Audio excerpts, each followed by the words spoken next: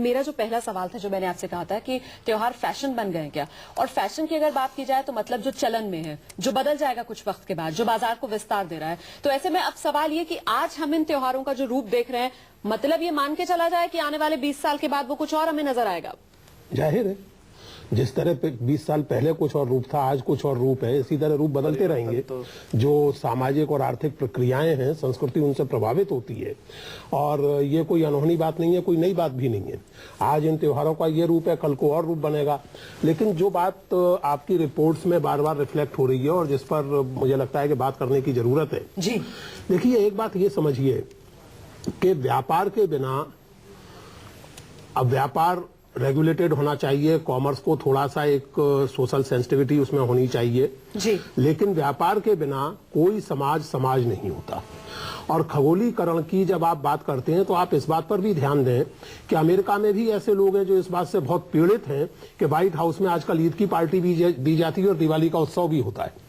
कोई दिवाली का उत्सव अच्छा खासा होता है व्हाइट हाउस में, क्योंकि वहां एक अच्छी खासी सेलिब्रेशन हुआ 2 साल से हो रहा है। और जब बराक ओबामा राष्ट्रपति बने थे तो उन्होंने कहा था कि America belongs not only to Christians but also to Muslims and Hindus. बिल्कुल। तो ये एक खगोलीकरण की प्रक्रिया के कुछ पहलू हैं जिन पर हम बड़ी सुविधा से, जिनको हम नजरअंदाज कर देते हैं। दूसरी बात ये, जो बात आपने अभी पिछले सेगमेंट में भी कही थी जी, उत्सव, धर्मिता और दायित्व बोध के बीच अंतर कहाँ है, मैं ये नहीं समझ पाता।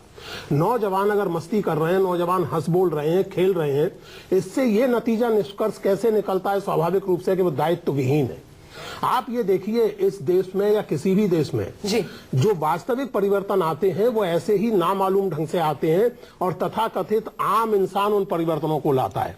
लंबी लंबी बातें करने वाले, भाषण देने वाले अपनी जगह करते रहते हैं। सामाजिक, अरे भगवान प्लीज जी, सामाजिक आर्थिक प्रक्रियाएं अपनी जगह चलती रहती हैं। अभी राजनीति की बात अगर करें, हम लोग संस्कृति की बात कर रहे हैं, लेकिन 1 मिनट के लिए राजनीति की बात करें। पिछले दिनों में दिल्ली ने जो राजनीतिक चमत्कार देखा है वो कोई बड़े भारी विद्वानों ने और बड़े भारी राजनेताओं ने संभव नहीं किया है। वो 28-29 साल के लड़कों ने किया है, जिनमें से आज एक दिल्ली की मंत्री बनी बैठी है। तो यही लोग हैं जो उत्सव मनाते हैं, यही लोग हैं जो सामाजिक संवेदनशीलता, अभी बात चल रही थी, 1 मिनट, अभी बात चल रही थी आतिशबाजी आदि की और उस पर होने वाली सामाजिक संवेदनशीलता। आप इस बात पर भी ध्यान दें, दिल्ली यूनिवर्सिटी और जेएनयू के बारे में मैं जानता हूं कि वहां अब खाने पीने के लिए जो चीजें मिलती हैं वो अनिवार्य रूप से बायोडिग्रेडेबल जो चीजें हैं, कागज के बर्तन हैं, इस तरह की चीजों में मिल रही हैं ताकि पर्यावरण का उस तरह से नुकसान ना हो। संवेदनशीलता है लोगों में, उसे और बढ़ाया जाना चाहिए। मैं केवल ये कहना चाहता हूं कि संवेदनशीलता, दायित्वबोध और उत्सव धर्मिता और एक तरह के सांस्कृतिक खुलेपन के बीच में कतई कोई विरोधाभास नहीं है। विशाल जी, आप सहमत हैं? मैं बीच में राजनीति की बात आ गई, मैं इनसे बिल्कुल भी सहमत नहीं हूं। मैं आलोक जी, मैं माफी चाहूंगा आपसे। नहीं, अग्रवाल साहब, पुरुषोत्तम जी ने जो चीजें कही है, वैसे सोशलिस्ट हैं, परंतु सोशल सेंसिटाइजेशन की थोड़ी सी कमी है। पुरुषोत्तम जी, मुझे माफ कीजिएगा, लेवल मत दीजिए अगर मैं गलत कह रहा हूं। स्वामी जी, लेवल मत दीजिए। जब भी परिवर्तन आता है वो आध्यात्मिकता से आता है। मतलब नहीं है कि मैं क्या कह रहा हूं। आप पहले मेरी बात मैं एक नागरिक के रूप में, मैंने आपके बीच में, आप मुझे लेवल नहीं दे सकते। मैंने आपके बीच में नहीं मैं बोला। एक नागरिक के रूप में यहाँ मौजूद हूँ, मान्यवर में एक नागरिक के रूप में, एक लेखक के रूप में यहाँ मौजूद हूँ। मैं सोशलिस्ट हूँ, आध्यात्मिक जनसंघी हूँ, कांग्रेसी समाज में परिवर्तन आता है वो आध्यात्मिकता से आता है। लेवल मत दीजिए, लेवल मत दीजिए। के द्वारा ही सामाजिक व्यवस्था की स्थापना की जा सकती है। जरूरत नहीं है, उनके स्टेटमेंट के द्वारा ही सामाजिक व्यवस्था की स्थापना की जा सकती है। समाजशास्त्री और सोशलिस्ट में फर्क होता है। व्यक्ति जब तक नहीं बदलेगा तब तक समाज नहीं बदलेगा। हमें समाज को बदलने के लिए व्यक्ति को बदलना जरूरी है, और व्यक्ति तब बदलेगा जब वो आध्यात्मिक नैतिक मूल्यों से जुड़ेगा। बिना अध्यात्म से जुड़े कोई व्यक्ति नहीं बदल सकता। इसलिए समाज को बदलने के लिए एक व्यक्ति को बदलना पड़ेगा और वो अंदर से बदला जाएगा। ये कह रहे हैं मौज मस्ती करने दीजिए, ये करने दीजिए, इस प्रकार से कभी भी समाज नहीं बदला जाता। आज वो कह रहे हैं दिल्ली के राजनीतिक माहौल में परिवर्तन आया, तो इस कारण से नहीं आया क्योंकि वो युवा मौज मस्ती कर रहे थे, सोशली सेंसिटिव थे, सोशली रिस्पॉन्सिबल सिटीजन्स थे, इसलिए परिवर्तन आ रहा है। और ये एक उत्कर्ष का, हर्ष का विषय है कि लोग समाज के प्रति जागृत हो रहे हैं, मौज मस्ती में नहीं लिप्त। जब भी त्योहार पर्व मनाए गए हैं, आध्यात्मिक त्योहार आध्यात्मिकता की आत्मा को लेकर ही मनाए गए हैं। आज अगर जीसस होंगे तो उनकी आत्मा कहीं रो रही होगी, कहां क्या किया जा रहा है मेरे नाम पर, अपने कमर्शियल यूनिट्स अपने। बिल्कुल विशालानंद जी, मैं आऊंगी आपके पास बहुत देर से। शैलेंद्र जी भी कुछ कहना चाह रहे हैं, पुरुषोत्तम जी भी अपना जवाब देना चाहते हैं इस पूरे मामले पर। जी शैलेंद्र जी। गजेंद्र सोलंकी, माफ कीजिएगा जी गजेंद्र। कोई बात नहीं। तो एक तो आदरणीय ने कहा कि दिल्ली में चमत्कार हुआ, राजनीतिक को कहा। 4 साल से लगभग मैं आंदोलनों से जुड़ा रहा, स्वामी रामदेव जी के, अन्ना हजारे जी के भी आंदोलन में आरंभ में गया जब 5 अप्रैल को बैठे थे, उससे पहले बहुत कुछ घटा। तो इसके पीछे जो आपको चमत्कार दिखाई दे रहा है, और कुछ हुआ भी चमत्कार सच में, तो इसके पीछे की सारी कहानियों को अगर आप देखेंगे तो बहुत कुछ ऐसा निकल कर आएगा, इस पे अलग से चर्चा की जा सकती है। आप जिसको चमत्कार कह रहे हैं, हो सकता है वो कुछ ऐसी साजिश या कुछ ऐसा छल का नतीजा हो जो धीरे धीरे लोगों के सामने आएगी, तो लोगों को लगेगा ये क्या हुआ।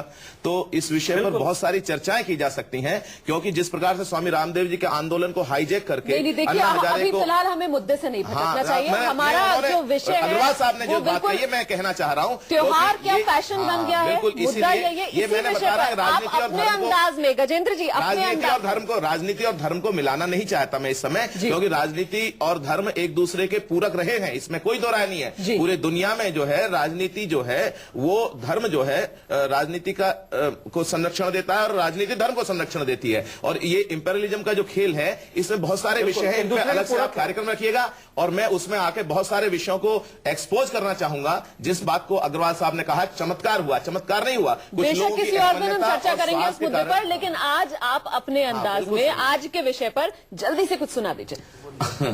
बहुत सारे विषय हैं कि ये परोपकार की जो भावना है, धर्म की मूल भावना होती है परोपकार की भावना। हमारे पुराणों में, हमारे संस्कृति में परोपकार को सबसे बड़ा पुण्य माना गया है, और कहीं जो दूसरे को हानि है, दूसरे को पीड़ा पहुंचाना है, उससे बड़ा पाप कोई दुनिया में नहीं है। जो धार्मिकता है, जो 30 त्योहार होते हैं दूसरे को खुशी देने के लिए होते हैं, स्वयं में खुश होने के लिए होते हैं, इसमें बाजारवाद जो है आ गया है बीच में, जिसके ऊपर चर्चा चल रही है, सारा कुछ निश्चित रूप से उसकी भावना को कलंकित करता है।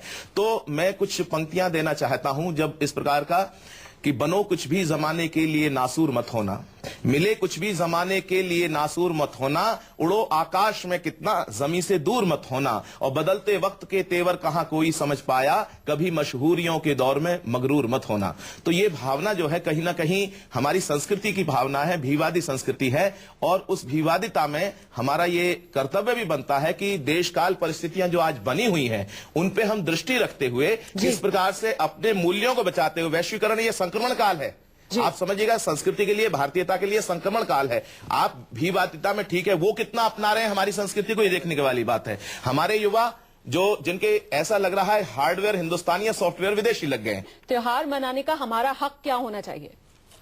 हमारा हक, जैसा मैंने शुरू से ही कहा, उत्तरदायित्व के साथ मस्ती, उत्सव धर्मिता और समाज के प्रति और अपने व्यक्तित्व के प्रति दायित्व मनुष्य का स्वभाव है। गीता में भगवान ने कहा है कि स्वभावो अध्यात्म मुच्चयते, अध्यात्म का अर्थ स्वभाव होता है। अध्यात्म कोई हवाई चीज नहीं है, अध्यात्म कोई आसमान से टपकी हुई चीज नहीं है। ये भगवान कृष्ण ने कहा है कि तुम्हारा जो स्वभाव है वही अध्यात्म का, और अध्यात्म का स्वयं को जानना। और जब तक कोई व्यक्ति, पुरुषोत्तम जी, जब तक कोई व्यक्ति स्वयं को नहीं जानता, ऐसे नहीं तब तक वो व्यक्ति बदल नहीं सकता। और जब तक कोई व्यक्ति नहीं, चलिए मेरे पास वक्त बहुत कम है। निवेदन ये है आप अगर मनुष्य स्वभाव में, स्वामी जी, मनुष्य स्वभाव में उत्सव धर्मिता भी है, दायित्व बोध भी है। अगर आप मुझे जोर से बोलने को विवश करेंगे तो मुझे ऐसा करना पड़ेगा।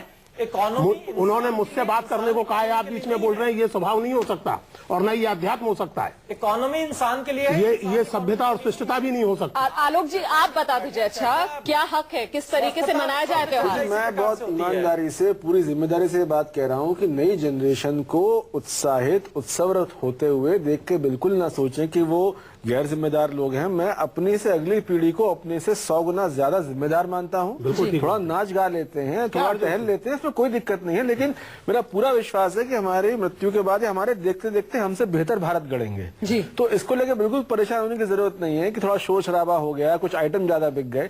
हाँ, ये जरूर है कि आप इसमें और जिम्मेदारी की बातें कैसे लेके आए, वो तो एक प्रोसेस हमेशा खुला हुआ है। वो दिवाली के बाद भी सोचिए, पहले भी सोचिए, क्रिसमस के बाद भी सोचिए, पहले भी सोचिए, लेकिन चिंता बिल्कुल ना करें कि सब अध्यात्म गायब हो रहा है या जिम्मेदारी गायब हो रही है। मैं पूरा आश्वस्त हूँ अपने तो सकारात्मक सोच बनाए रखें। चलिए कार्यक्रम के आखिरी हिस्से में गजेंद्र जी आपके साथ ही जो आपकी कविता है उसी के साथ इस कार्यक्रम को हम खत्म करना चाहेंगे। आप किस तरीके से बयां करेंगे क्या हक होना चाहिए एक आम हिंदुस्तानी का इस सेक्युलर देश के अंदर कोई भी त्योहार मनाने का? एक तो सबसे पहली बात, पहले तो मैं एक छोटी सी बात वैसे कहना चाहूंगा कविता से पहले कि एक दूसरे के दिलों के पास पहुंचने के लिए ऐसे त्योहारों पर जिस प्रकार से जिनके पास पैसा है या जो बाजारवाद का सही लाभ उठा सकते हैं, बाजार में जाकर सामान खरीद सकते हैं, उनकी तरफ भी देखें। हिंदुस्तान में 80-90 करोड़ से ज्यादा ऐसे लोग होंगे जो इन त्योहारों को सही तरीके से ना मना पाते, ना उनको मतलब पता है कि त्योहार कैसे होते हैं। कम से कम आधी आबादी तो देश की ऐसी है ही। तो उसके ऊपर मैंने कभी कहा कि दिलों के बीच दूरी से बड़ी दूरी नहीं होती, और एक शब्द होता है गरीबी। पूरी दुनिया की राजनीति सब कुछ एक ही शब्द के चारों ओर घूमती है, गरीबी हटाओ, अंत्योदय, सर्वहारा, किसी भी रूप से देख लीजिए पूरी दुनिया की राजनीति चलती है कि दिलों के बीच दूरी से एक छत के नीचे रहने वाले लोग बहुत दूर हो सकते हैं और हजारों किलोमीटर की दूरी पे, जिसको आप कह रहे थे कि दिलों के बीच दूरी से बड़ी दूरी नहीं होती, गरीबी से बड़ी कोई भी मजबूरी नहीं होती, और कभी कोई सिकंदर हो कि अफलातून ने